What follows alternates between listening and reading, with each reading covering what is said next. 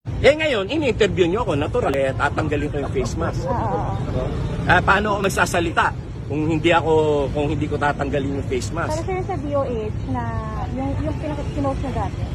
Oo, para sa akin, kalabisan na yung either naka-face shield ka o naka-face mask ka. Hindi ako naniniwala sa DOH. Ako, umiikot ako sa mahigit 20 hospital ng mga COVID centers. Nagbibigay ako ng mga donation. Hindi naman ako na-COVID. Mabuti na lamang at yung barrier ay tinanggal na nila. Dahil na kalabisan na talaga yon. Biruin mo, naka-face mask ka na, naka-face shield ka pa, naka-helmet ka pa, may barrier pa. Ano ba yan? Sa totoo lang, ang COVID, curable. Sobrang pananakot ang ginawa sa atin ng DOH. Tumigil ang ekonomiya natin dahil sa sobrang pananakot na yan. Nagagamot ang COVID. If at the onset, gamutin mo lang agad ng mga gamot na kagaya ng lianwa, hindi naman matutuloy yung COVID eh.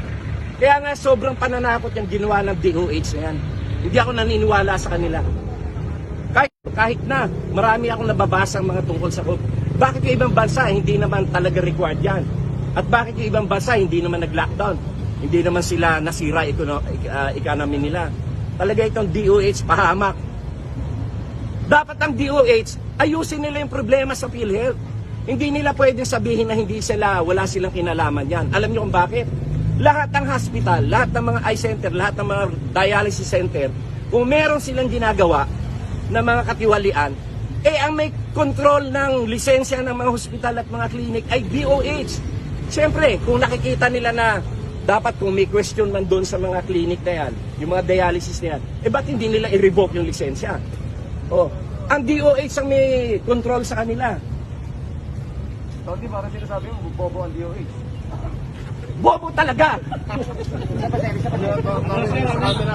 Ano na? Ang DOH, bobo! No more na.